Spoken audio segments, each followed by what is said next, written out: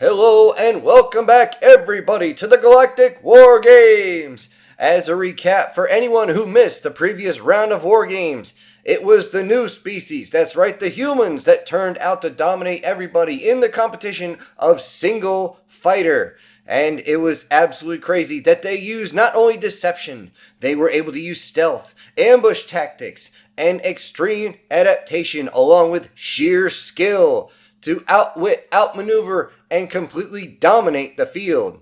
As other humans have put it, they decided to be ballsy, stupid but ballsy, and yet it was able to bring them the victory. Today, we're going back into the asteroid belt in the Dagobah sector. This time, everyone's going to be on the opposite side of the sector. This is not just to make sure that everyone can actually see things through their sensors, as there's still debris moving around. However, you will not have to deal with wreckage. It would not be a good idea and not a good war games if you're flying around and something simply explodes next to you. And yes, we can still see off on the side there that things still are exploding. Wreckage is also being crushed between asteroids and things are being fired all over the place. So, we're on this side of the field. For this round of the games, there is another control area that we will be working with. All species will be placed around a central area, but this time they must reach the controlled area and hold it. The control area is marked by a small decommissioned space station thanks to the plasmics, and they had allowed us to use their old station that has been decommissioned, which is about the size of a medium frigate. It is of note that any species that strikes the station is immediately disqualified from the games. This gives any species that reaches the center and reaches the station an extreme defender's advantage. So speed is going to be a massive factor. It is not just going to turn out into a squadron versus squadron fight. No, this one is some sort of game. The humans mention it. It's something about a hill. I'm not sure exactly what it is, ladies and gentlemen. We will have to check in on them later. For this competition in particular, each species will be able to bring 10 of their personally operated fighters. Again, no drones are allowed. However, you are allowed to use any type of weapons that are guided. You can use those. However, they cannot be completely autonomous and fly like drones. And as we look down on the field, it seems as though every single species is truly bringing as many fighters as possible. We can see right now the species known as the Slingloads with their very, very fast fighters, and they are in fact the favorites to reach the station first. Many of the bets have been placed specifically for the Slingloads to reach the center section first. As we look down on their fighters, they are almost nothing but engines and almost no weapon systems. This means they're going to try and defend the area once they get there. Again, an extreme defender's advantage. There over to the side, we can see getting into place and doing their final checks is the Loopies with their own fighters. They've taken a cue from the humans and loaded up with guided ordnance. As we look close, we can see so many. This should be interesting, as at least 50 pieces of ordnance that we can see are attached to each of their fighters. Let's hope these stabilizers can actually handle the additional mass, as they're going to be moving through a very tight area with sometimes smaller asteroids, sometimes larger asteroids, and you do not want your ordnance to accidentally be struck. Let's move over to another section here, and the last 2 or 3 fighters that will be put in place for the Bears have actually brought their fighters with their layers upon layers upon layers of disruption shielding. This should make things interesting, ladies and gentlemen, as it is very difficult for anyone to actually lock on to these fighters or even strike them. It is known that this shielding was almost considered a cheat, something that had to be breakaway. However, here we are, ladies and gentlemen, and they have decided to go completely on the defensive.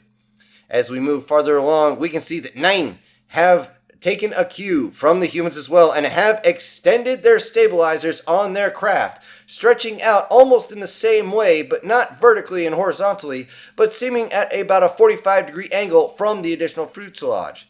Also, they've added a lot of direct fire weapons, ladies and gentlemen. As we look down, I count 2, 4, 6, at least 12 direct fire weapons on the front of every one of their fighters. I do not see a lot of power inside their own engines, so it seems as though they're going on the offensive themselves. Perhaps they want to fight with the humans. Perhaps they also want to fight like humans. It's clear to see that the humans have made everybody think twice about their designs. And speaking of the humans, there they are, deploying from their main ship as it is going to let off their 10 fighters and then moving away. Looking close, I do not see any difference from what they have before.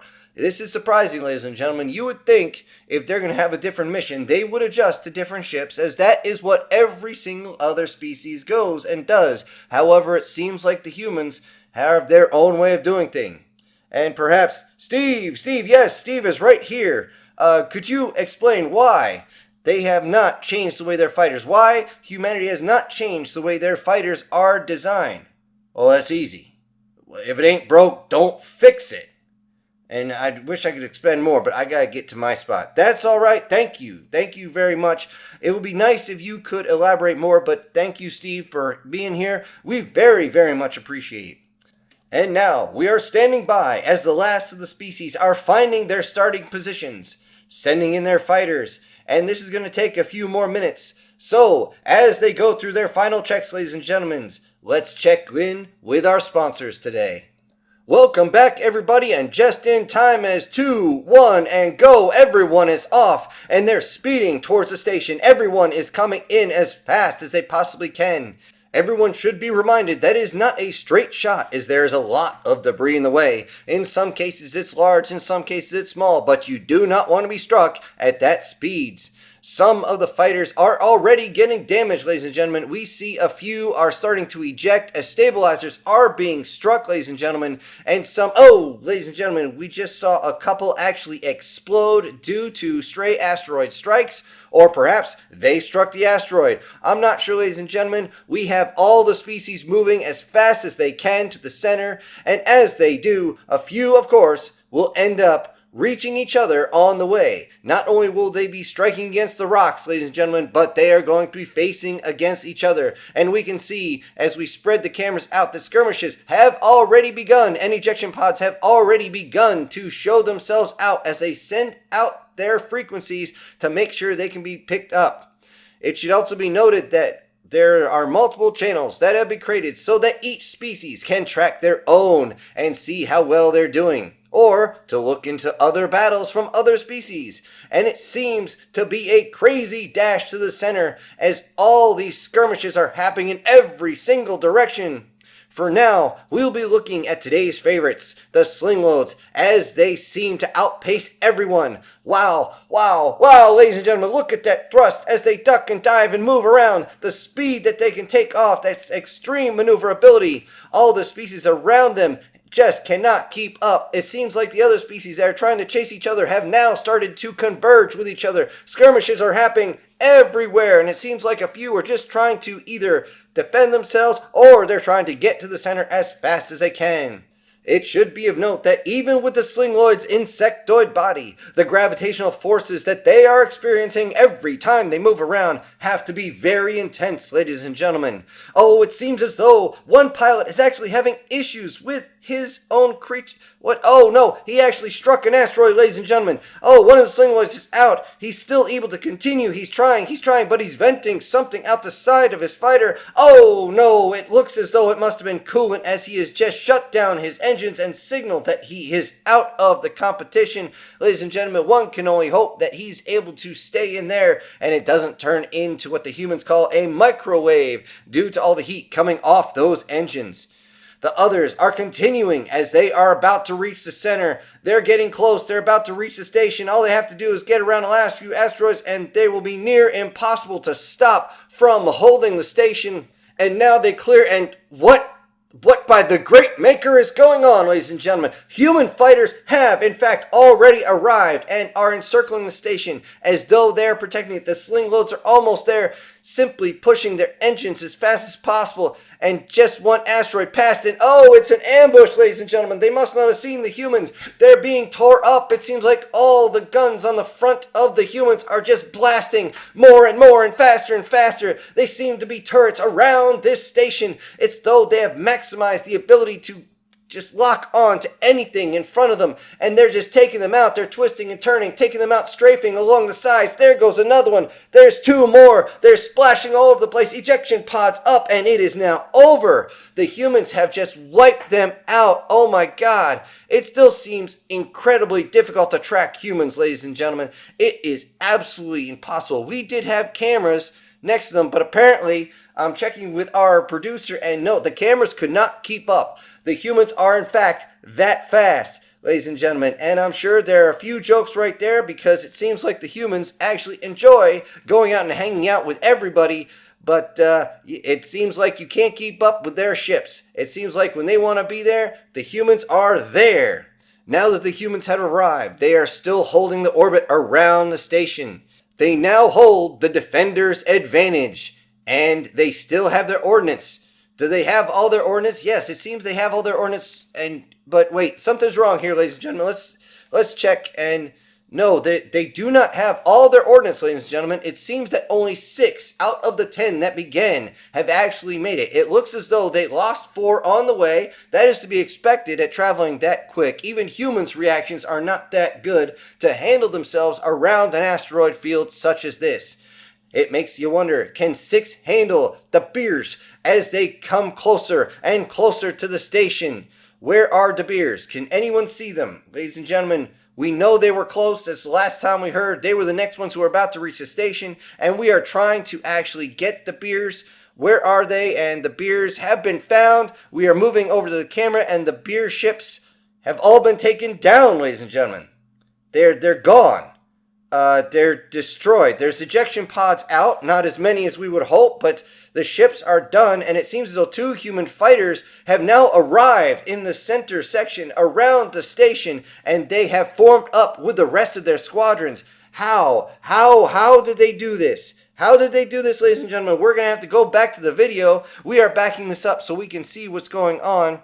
And from what we can see, the beers were moving in as fast as they could, but they were taking their time, hoping the disruptive shields could actually protect them. And it turns out that the human guidance ordnance was flying in, and it looked like it was going to strike, but as soon as it got close to those disruptor fields, it seems as though their guided ordnance went off in all directions and immediately exploded, striking against asteroids in all directions. The humans then seemed to try in with their pulse cannons, but then no effect on target. The disruptor fields are extremely good. It is well noted that the beers are very, very good at their shields. Their weapons may not be the greatest. Their engines may not be the greatest. Their hulls may be completely nothing. But guess what? Their shields are extremely good. The human pulse cannons completely burned out on the way in. The beers continue forward as though they have zero issue. We see this on the video. We're fast forwarding just a little bit, and then suddenly the humans came in with ballistic cannons. What are they firing? They're firing, what is that? There's 2 of them. There's one on the top, on the ventral section, and there's one on the dorsal. What is going on? Oh, no, wait, that's upside down. They're coming in. The beers are now freaking out, and they're trying to run, ladies and gentlemen, but they're being torn apart by ballistic fire. Just a few rounds is enough to force an ejection. The beer ships are just not taking the hits very good.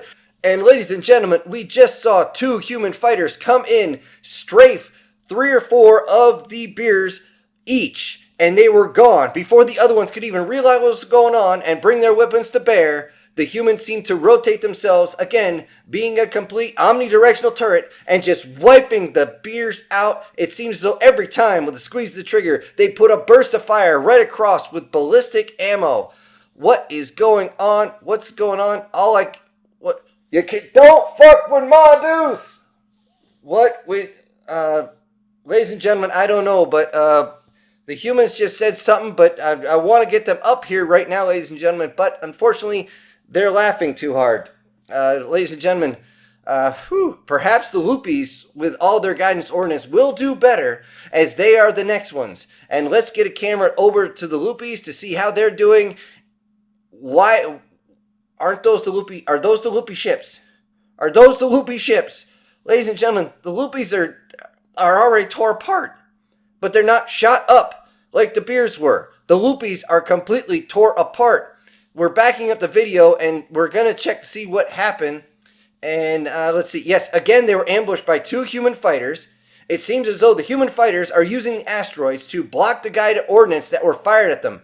As they dance across the field, it is absolutely crazy as they're trying to block this guided ordnance. But it seems as though they know exactly what to do to make sure the guided ordnance strikes one of the asteroids and not the humans themselves. It is crazy to see this. The loopies seem to have difficulty maintaining a lock anything outside of visual range. This makes sense, ladies and gentlemen, as it seems as though the humans have a way of making sure that you cannot be locked unless you can see them directly. I can see on this video the humans are actually running and the loopies, they have them dead to rights. They must have got one of them. We see the loopies fire all their ordnance. They're chasing in this human faster and faster. He can't get away. The human has launched something. He's launched something. I don't know what it is. He's launched a whole bunch of other stuff. And it looks like, yes, that turns out to be a decoy. All the ordnance went in towards the decoy and hit, what is that? That's called chaff, asshole. Chafy, whatever they call it. It was actually fired as well, and it seems as though it took out all the ordnance. All the ordnance that the loopy had just fired is now gone. And now we see that the human is turning around. He's turning around, and they're strafing the loopies. They're going straight towards their face. The loopies are taking it right in the face, right across the jawline, right in the eyes. The craziness, great maker, what is going on? The loopies were taken apart at short range hit and run attacks. It seems as though the humans could simply come up from every direction, knowing that there's no up or down in space. It seems like they're almost doing circles around the loopies, and now, since the loopies do not have any type of guided weapons, they seem to be not able to maneuver nearly as well as the humans. This allows the humans to bring around those pulse cannons and strike into any ordnance, and any ordnance the loopies may actually have simply seems to explode. The loopies, ladies and gentlemen, are out. The 2 human craft, we're trying to find them, and yes, we did find them, and they are joining the rest of the humans at the stations. Now, ladies and gentlemen, I don't know what's going on. I don't know why they broke them off, and I can only assume, ladies and gentlemen, that they got close to the humans, and the humans wanted to make sure that they not get shot in the back. Ladies and gentlemen, we are going to look across the field to see who is left out there to even challenge the humans. And as we look across, it seems there's only one challenger left. Only one. It turns out to be the 9s. Oh, well, there's not all of them. There's only 9 of the 9s remaining as they're getting closer and closer to the humans and the stations. It seems as though both sides know this is going on, and it looks as though both sides are more than aware of each other. This is going to be a particularly nasty exchange. It's going to be madness for at least a minute, as the 9 are now positioning themselves to jump up or go off to the side or whichever direction they're going to go and fire all those direct fire weapons. As we look back over the space station, I wonder what the humans are doing. It seems as though they're forming a ring around the station, as though they're just waiting. This is to be noted, ladies and gentlemen. As we know, if you hold the center section for long enough, you automatically win. I can say this, ladies and gentlemen, I'm not sure if this is exactly what the humans are doing, or they're just sitting in wait. I'm not sure, but there it is. All of a sudden, there's a cacophony of pulses going in towards the human, and there goes the human ordnance in response. Dozens upon dozens of short-range guided ordnance are headed towards the 9s. We all have seen how dangerous these are, and they're going towards the asteroids. It seems as though the 9s have backed up behind a few of the asteroids to make sure that this guided ordnance ends up losing its track and crashing into the asteroids. And no, that's not going to work. There they go, going around the asteroids and coming down towards the 9s. The 9s have backed up and they're using all those front weapons to try and shoot them down. We see splashes 1, 2, 3, 4, 7 of the 9s have been taken down very quickly. Ejection pods and debris are all over the place. The Nines seem like they're not waiting and they're charging forward, and now they're coming around the side of the asteroids. They are firing all their weapons, and it seems as though the humans have fired a little bit and now they're backing up behind the station. Oh, that is clever, humans. That is very clever. The remaining Nines have now been disqualified as they have fired on the station. Ladies and gentlemen, they have actually struck the station. They are done. The Nines have been disqualified, as what remains of the station is now blown completely open from the Nines' ballistic fire. The Nines have been instructed to stand down. It seems as though the last ones remaining are not exactly happy about this, as they're still moving into position to try and shoot the humans. However, I would not recommend this, as the humans will definitely fire back. And it seems as though the Nines have realized this, and they have in fact signaled that they are done. And with this, the humans are victorious once again. Wow, who would have thought that this patchwork species like humans could work so well together as a group? Though we've seen it before with the walking weapons platforms that they've brought in, along with the suborbital aircraft. But in the vacuum of space, everyone is always fighting for themselves. Perhaps the humans are not nearly as divided as we thought. However, I've been told before that that's not true. Humans are always divided, yet they will always come together for something. Ladies and gentlemen, I don't know exactly how to put it, but perhaps Steve. Steve, can you come up and speak with us? Well, ladies and gentlemen, he should be coming up, but he first has to put his alcoholic beverage down. It seems as though they're celebrating of another victory, and no one can blame them, ladies and gentlemen. It seems that the humans have definitely brought in another level that everybody seems to reach for. And now, Steve, thank you for joining us, and perhaps you can shed some light on how the human fighters are able to get through the distortion fields of the beers so effectively. This is one that everyone's going to be thinking about. Could you explain why? Well, it's no secret. It's elementary, my friend. You see, this distortion field is great. It's great for breaking apart energy weapons and making guided systems go completely nuts. And, going off in the middle of nowhere, and you'll never get a hit. But where it always fails, and when all else fails, you just have to get close and go guns, guns, guns. How could they be so effective? Did they explode on impact, or perhaps they were set to release poisons when they got inside? Oh, there's no need for that crap. When my deuce comes knocking, she's coming in and she's going right through. And I hope you had your head between your knees. Why is that? So you can kiss your ass goodbye? I see. Perhaps you could also tell us, how do you, as a human, feel about winning these war games via technicality? Because they did win via technicality by the Nines actually striking down onto the station. Hey, winning is winning, man. Winning is winning. There's nothing else to it. Either you win or you lose. Besides, we had to burn through a hell of a lot of ordnance to do that. Then again, go big or go fuck yourself, right? And there you have it. Thank you, Steve, for that enlightening way of looking at things. And yes, bigger is what you're going to get next time on the Galactic War Games! Hello, everybody. This is Syntax. Thank you so much for joining me today on Season 3, Episode 2 of the Galactic War Games.